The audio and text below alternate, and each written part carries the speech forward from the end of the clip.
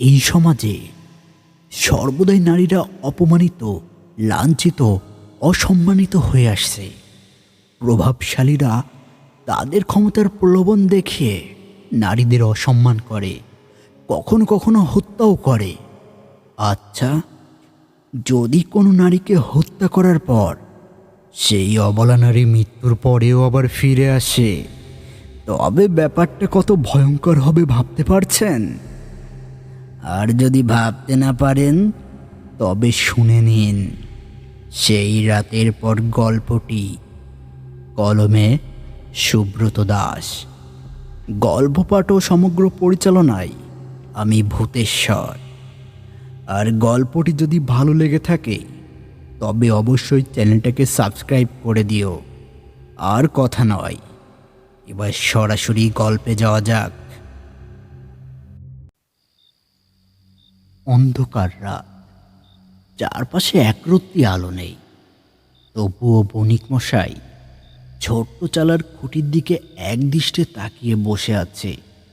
সামনেই পড়ে আছে উলঙ্গ একটা নারী শরীর। মাঝে মাঝে তিনি রাতের অন্ধকারে গ্রামের মধ্যে এই বস্তির মতো ঝুপড়িতে সে হাজির হয়। রাতের বেলা পারুল তার কাছে ধরা দেয়, তার সমস্ত চাহিদা পূরণ করে। আর তিনিও এই গ্রামের জমিদার। তবে পারুলের স্পর্শ পেয়ে একেবারে জমিদারি আভিজাত্য ভুলে গিয়ে পারুলের মধ্যে হারিয়ে যায়। পারুল এই অলোকপুরের বজ্রপতির মেয়ে। তবে বজ্রপতির বয়স যখন 20-21, তখন সে তার পাগল বউ ও 1 মাসের পারুলকে ফেলে নাকি কোথায় পালিয়ে গিয়েছে। তাকে আর কেউ দেখেনি। আর পারুলের মা, সে তো এমনিই পাগলি, তবে স্বামীর শোকে আরও পাগল হয়ে পথে পথে ঘুরে বেড়ায়। লোকে যা দেয় তাই খায়, আর মাঝে মাঝে পারুলকে এনে দেয়। আর এইভাবেই পারুল বেড়ে উঠেছে। পারুল এখন 16 বছরের নবযৌবনা ফুটন্ত ফুল। সুগঠিত শরীর, উন্নত বক্ষ, মায়াবী চোখ, মুখে সর্বদা মলিন হাসি লেগেই থাকে। তার দিকে কুনজর দেয় না এই গ্রামের মধ্যে এমন কেউ নেই। সবাই তাকে কাছে পাওয়ার বাসনা করে, জোরও করে। তবে ওই বাঘিনীর সাথে কেউ পেরে ওঠে না। এমন কলিজা কজনের আছে যে ওকে ছুতে পারে? বাঘিনীর শাবকের মতো সেই গ্রামে সবার চোখের সামনে বেঁচে উঠেছিল, বেড়ে উঠেছিল। চাইলেও কেউ তাকে পায়নি। কিন্তু জমিদার শিশির বণিকের পাকা, সুদক্ষ, চক্রান্তকারী কুনজর থেকে পারুল নিজেকে মুক্ত করতে পারে না।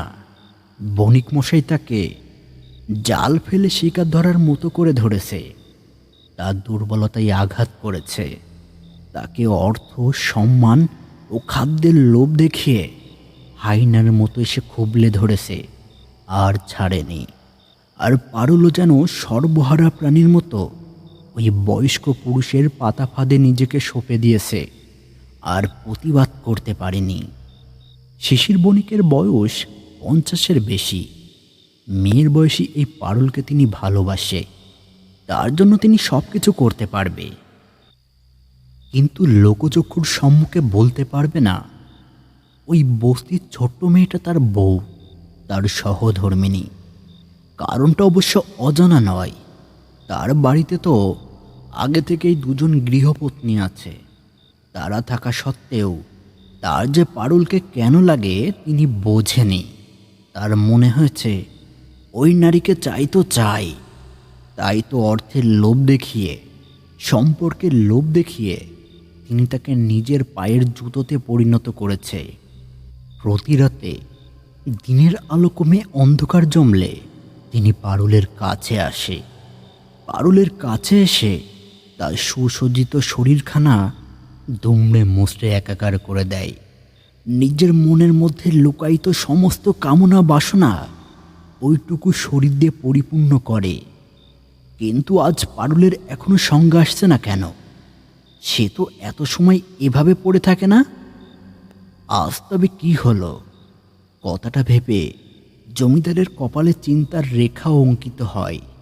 তিনি গলা নিচু করে মৃদু কণ্ঠে ডাক দিল, পারুল, এই পারুল, আর কতক্ষণ শুয়ে থাকবি? ওঠ, আমার আবার ফিরতে হবে তো।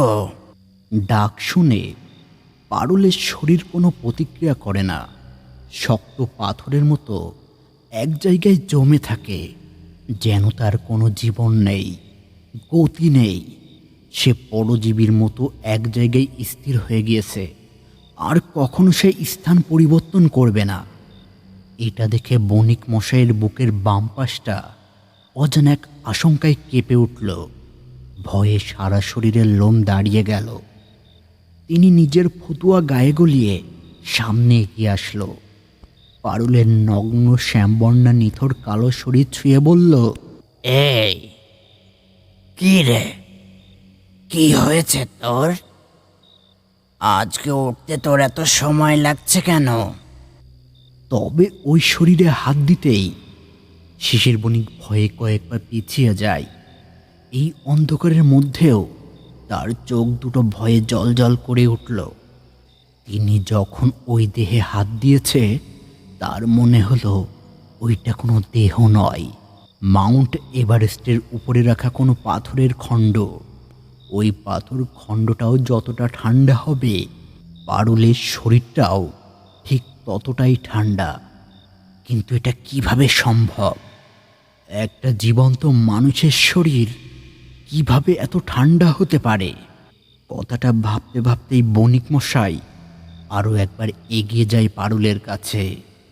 পারুলের চেনা পরিচিত শরীরে হাত দিয়ে দেখতে থাকে। তবে এখন যেন শরীরটা বড্ড অচেনা লাগছে, বড্ড ঠান্ডা। পুরো শরীরটা যেন পাথরের মতো জমে গিয়েছে এক জায়গায়। তার দেহে আর কোনো প্রাণায়ু অবশিষ্ট নেই, এখন সে মৃত। কথাটা বণিক মশাই উপলব্ধি করতেই তার চোখে মুখে বেদনার জলের পরিবর্তে একটা খুশি স্রোত বয়ে যায়। মুখে তার প্রশান্তির হাসি খেলে যায়। নিজের মনেই হাসতে হাসতে তিনি বলে উঠল, রে, বিয়ের সাথ ঘুষলো? রাস্তার 2 টাকার মেয়ে মানুষ, দুদিন শরীরটা নিয়ে কি না খেলেছি।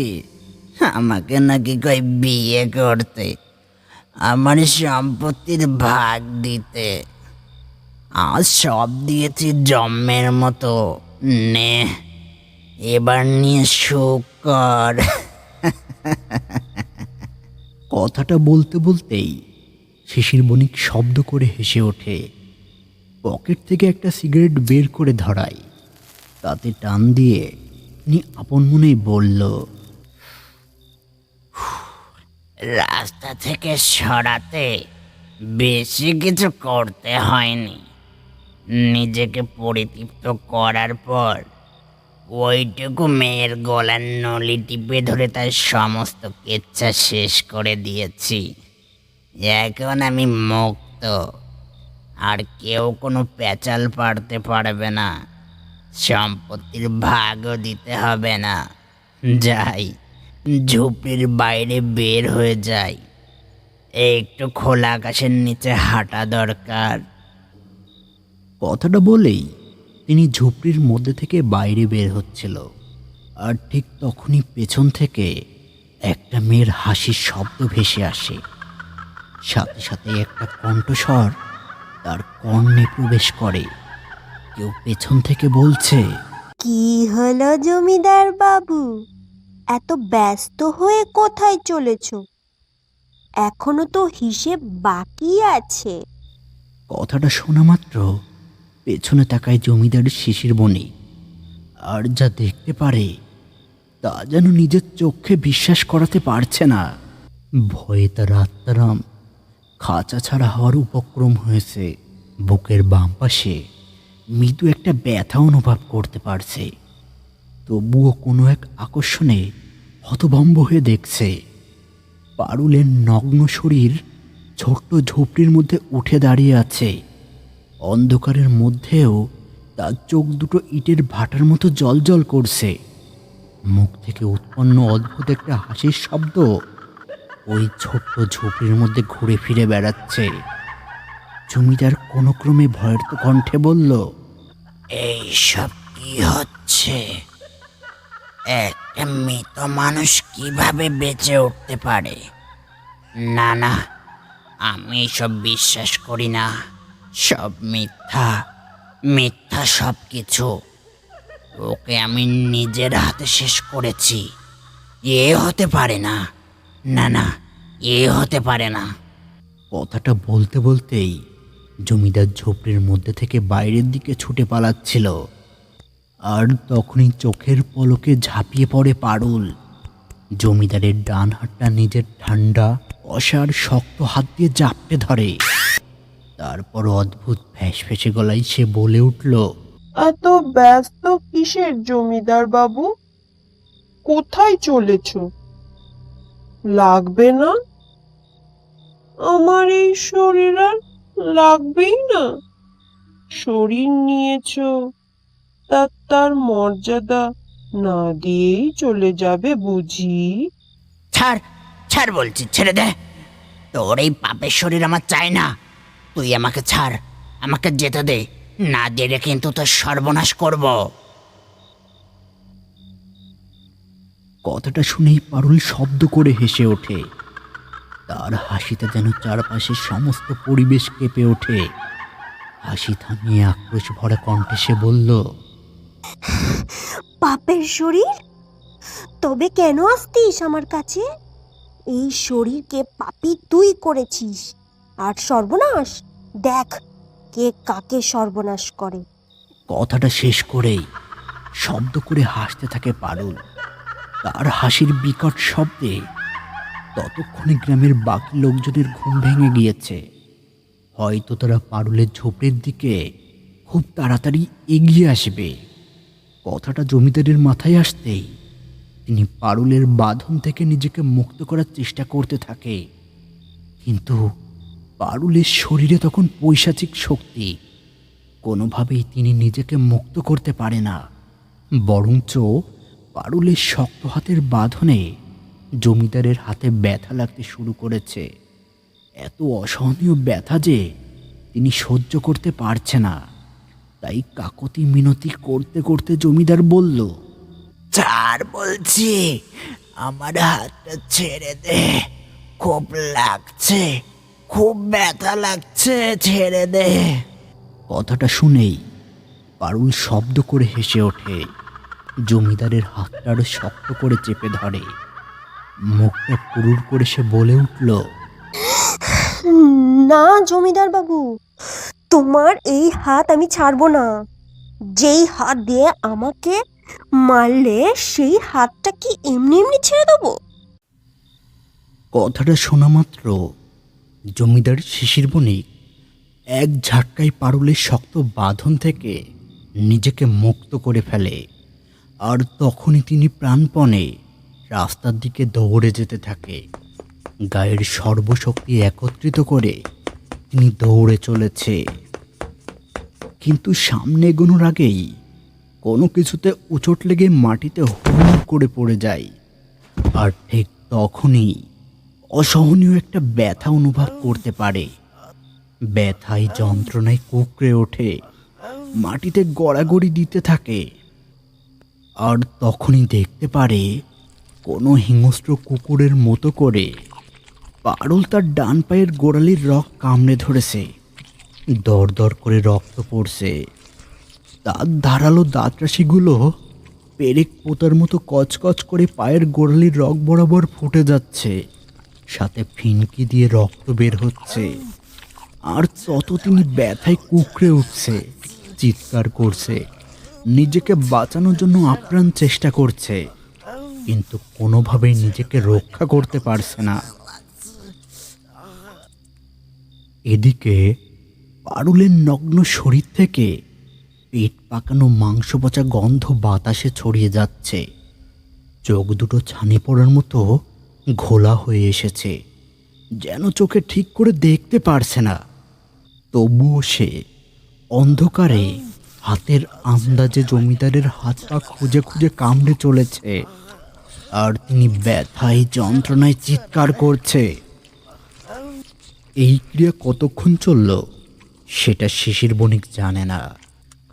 তবে হঠাৎ করেই তার মনের মধ্যে হয়তো কেউ বলে ওঠে, এখানে থাকলে তিনি বাঁচবে না, তাকে যে করেই হোক পালাতে হবে, তবেই তিনি বাঁচতে পারবে। কথাটা মনে হতেই তিনি অনেক কষ্টে পারুলের ওই অমানসিক বাঁধন থেকে নিজেকে মুক্ত করে অন্ধকারের মধ্যে গ্রামের পথের দিকে দৌড়ে যাচ্ছে। আর পারুলও সামনে থেকে একটা দা হাতে তুলে নেয়।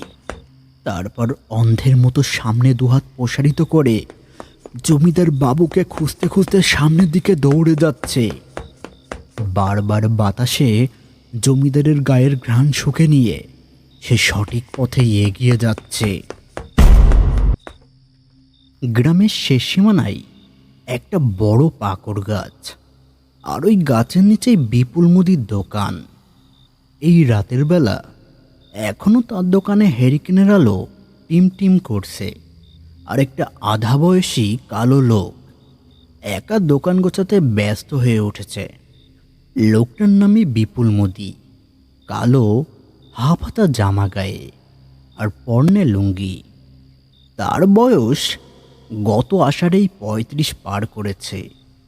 এই দোকানের আয়েই তার সংসার নুনে ভাতে ভালো করেই চলে যায়, কখনো কোনো অসুবিধা হয় না। অনেক রাত পর্যন্ত দোকান খোলাই রাখে। আজও সে দোকান খোলাই রেখেছিল, কিন্তু দোকানে কেউ নেই, সবাই ঘরে ফিরে গিয়েছে। এখন ১২টা বাজে, সেও বাড়ি ফিরবে। তাই তো চায়ের গ্লাসগুলো জল দিয়ে পরিষ্কার করে দোকানপাট বন্ধ করার তোড়জোড় করছে। বিপুল মুদি কাজ করতে করতে হঠাৎ করে কারো দৌড়ে আসার শব্দ শুনতে পায়। সামনের অন্ধকারের মধ্যে কেউ যেন দৌড়ে আসছে। তখনই সে সামনের দিকে তাকায়, আর অন্ধকারের মধ্যে দেখতে পারে সামনে দিয়ে সাদা ধুতি ও ফতুয়া গায়ে দিয়ে কাঁচা পাকা চুলের এক বৃদ্ধ তার দিকে দৌড়ে আসছে। লোকটার সাদা পোশাকে লাল লাল রক্তের ছোপ, আবার নাও হতে পারে, হয়তো নোংরা লেগেছে। কথাটা ভাবতে ভাবতেই লোকটা বিপুলের একদম কাছে চলে আসে। এবার বিপুল তাকে স্পষ্ট দেখতে পারে। তার চোখে মুখে ভয়, সারা শরীর দরদর করে ঘামছে, ঘন ঘন শ্বাস প্রশ্বাস নিচ্ছে। তবে লোকটাকে দেখে বিপুলের মনে হয় তাকে যেন সে চেনে, কিন্তু কোনোভাবেই মনে করতে পারে না। তবুও সে কোনো কথা বলতে পারে না, হতভম্ব হয়ে দাঁড়িয়ে থাকে, বিস্ফারিত চোখে সামনের বৃদ্ধের দিকে তাকিয়ে আছে। এমন সময় ওই বৃদ্ধ লোকটা বিনীত করুণ স্বরে বলে উঠল, আমাকে বাঁচা, না হলে ও আমাকে শেষ করে ফেলবে। ও আসছে, ও আমার পেছনেই আসছে। কথাটা শোনা মাত্র বিপুলের সারা শরীর কেঁপে ওঠে। সে কাঁপা কাঁপা গলায় বলল, কে কে আসছে, আর কি আপনাকে শেষ করবে? কথাটা শুনে সামনের বৃদ্ধটা রাস্তার অন্ধকারের দিকে হাত উঁচু করে দেখালো, তারপর ভয়ার্ত কণ্ঠে বলল, ওই তো অন্ধকারের মধ্যে দৌড়ে আসছে পারুল, ওই আমাকে শেষ করে দেবে। আমাকে একটু পালাতে দিবি, একটু লুকাতে জায়গা দিবি, দিবি ওর হাত থেকে আমাকে বাঁচিয়ে। কিরে, কথা বল। কথাটা শোনা মাত্র বিপুলের শরীর যেন সেখানেই থমকে যায়। সে কি করবে, কার কাছ থেকে কাকে বাঁচাবে? সে তো অন্ধকারের মধ্যে কাউকে দেখতে পারছে না। এই লোকটা পাগলের মতো কি বলছে? কথাটা নিজের মনে ভাবতে ভাবতেই একটা নারী কণ্ঠস্বর সামনের অন্ধকারের মধ্যে থেকে এগিয়ে আসতে লাগলো। জমিদার বাবু, ও জমিদার বাবু, কোথায় গো তুমি? এইভাবে লুকাছুপি খেললে কি হয়? এসো, আমার কাছে এসো। কথাটা বলতে বলতেই সামনে যে নারী দৃশ্যমান হয় তা দেখে বিপুল মুদির মেরুদণ্ড ঠান্ডা হয়ে যায়। ভয়ে হৃদস্পন্দন থমকে যায়। এখনই যেন দম আটকে যাবে। সে অন্ধকারের মধ্যেই স্পষ্ট দেখে একটা উলঙ্গ ভয়ঙ্করী নারী মূর্তি একটা দা হাতে এগিয়ে আসছে। তার গায়ের রং ঘোর কৃষ্ণবর্ণ, চুল খোলা, চোখ আগুনের মতো জ্বলজ্বল করছে। তার মুখে কোনো মাংস নেই। অদ্ভুতভাবে হাসতে হাসতে সে সামনের দিকে দৌড়াতে দৌড়াতে এগিয়ে আসছে। এটা দেখে বিপুল ভয়ে জমে গেলেও ওই বৃদ্ধ জমিদার আর সেখানে দাঁড়াতে পারে না। দোকানের মধ্যে থেকে বাইরে বেরিয়ে আসে। বিনীত অনুনয়ের স্বরে বারবার বলছে, ক্ষমা করে দে পারুল, ক্ষমা করে দে। আমি আর এই ভুল কাজ করব না। এবারের মতো আমাকে ক্ষমা করে দে। কথাটা শুনে পারুল শব্দ করে হাসতে হাসতে এগিয়ে যায় ওই বৃদ্ধ জমিদারের দিকে। আর জমিদারও তার প্রাণ বাঁচাতে দৌড়ে যায়, কিন্তু দৌড়াতে পারে না। সেখানেই কোনো কিছুতে বাধা পেয়ে হুমড়ি খেয়ে পড়ে যায়। আর তখনই পারুল এক লাফে জমিদারের কাছে পৌঁছে যায়। অদ্ভুত একটা গলা ফাটানো গর্জন করে তার হাতে দা দিয়ে জমিদারের শরীরে এলো পাতাড়িভাবে কোপাতে থাকে আর শব্দ করে হাসতে থাকে। জমিদার ব্যথায় কুঁকড়ে ওঠে, চিৎকার করে, অনুনয় করে, কিন্তু রক্ষা পায় না। একটা সময় পর জমিদার স্থির হয়ে যায়। তবুও পারুল মহাক্রোশে তার দা চালিয়ে চলেছে। তার পেছনে যে বিপুল মুদি দাঁড়িয়ে আছে সেই বোধটুকু যেন তখন তার নেই। বিপুল মুদি পুরো দৃশ্যটা নিজের চোখে দেখে হতভম্ব হয়ে যায়। ভয়ে তার সারা শরীর থরথর করে কাঁপছে। তবুও সে দেখছে একটা নগ্ন নারী মূর্তি এখন ওই বৃদ্ধের বুকের উপর বসে আছে। তার হাতের ধারালো দা দিয়ে কুপিয়ে চলেছে আর পাগলের মতো শব্দ করে হাসছে। আর দৃশ্যটা দেখতে দেখতে হঠাৎ করেই তার চোখের সামনে সবকিছু অদৃশ্য হয়ে গেল। সেখানে আর কেউ নেই, না আছে বৃদ্ধ আর না আছে সেই নগ্ন বিভৎস নারী মূর্তি। তাহলে এতক্ষণ কি হলো? কি ঘটছিল? আর কেনই বা তার সাথে এসে কথা বলল? এর কোনো উত্তর সে খুঁজে পেল না। তবে এমন অদ্ভুত ভয়াবহ কাণ্ড দেখে সেখানে বসে পড়ে বিপুল মুদি। গলা শুকিয়ে যায়। সামনে থেকে এক গ্লাস জল নিয়ে নিজের গলায় ঢেলে দেয়। সামনের দিকে তাকিয়ে দেখে সেখানে আর কেউ নেই। কোনো মেয়ে মানুষ আর কাউকে হত্যা করছে না। সে বুঝতে পারছে না এতক্ষণ তার চোখের সামনে কি হচ্ছিল। কথাটা ভাবতে ভাবতেই তার মনে পড়ে গ্রামের বয়স্কদের কথা। গ্রামের অনেক প্রবীণ লোকেরা বলতো আজ থেকে বছর 20 আগে এই গ্রামের 50 বছর বয়সী জমিদারের সাথে বস্তিতে থাকা পারুল নামের 16 বছরের একটা মেয়ের সম্পর্ক হয়। রাতের পর রাত জমিদার তাকে ভোগ করত, তাকে দিয়ে নিজের প্রয়োজন মেটাতো। জমিদারের ক্ষমতার কারণে কেউ কিছু বলতে পারতো না। তবে যখন পারুল জমিদারকে বিয়ের কথা বলে তখন জমিদার বিয়ে করতে রাজি হয় না। আর তখন একদিন রাতের বেলা জমিদার পারুলকে গলা টিপে হত্যা করে। কিন্তু পারুল কোনোভাবে যেন বেঁচে যায়। তারপর সেই পারুল ওই রাতেই জমিদারকে এই গ্রামের মধ্যে দা দিয়ে কুপিয়ে হত্যা করে। আর তারপর থেকেই প্রতি বছর একটা নির্দিষ্ট তারিখে ওই রাতের কাহিনী পুনর্ঘটিত হয়। পারুল ও জমিদারের আত্মা ফিরে আসে।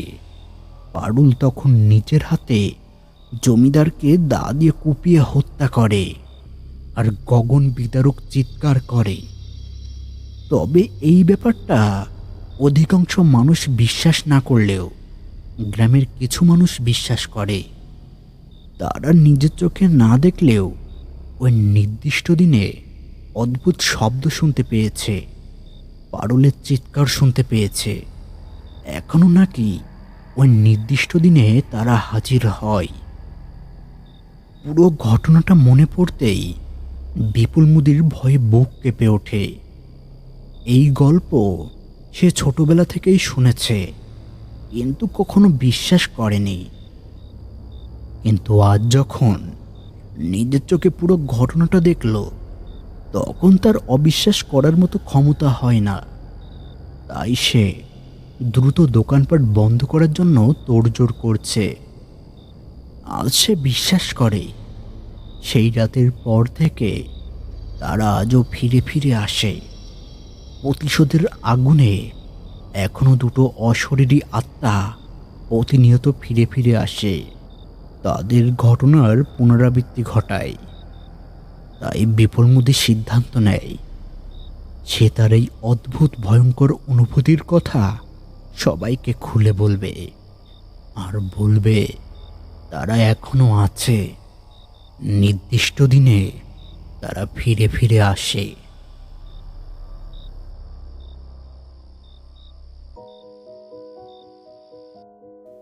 আজকের গল্প এ পর্যন্তই। যদি গল্পটি ভালো লেগে থাকে তাহলে অবশ্যই চ্যানেলটাকে সাবস্ক্রাইব করে দিও।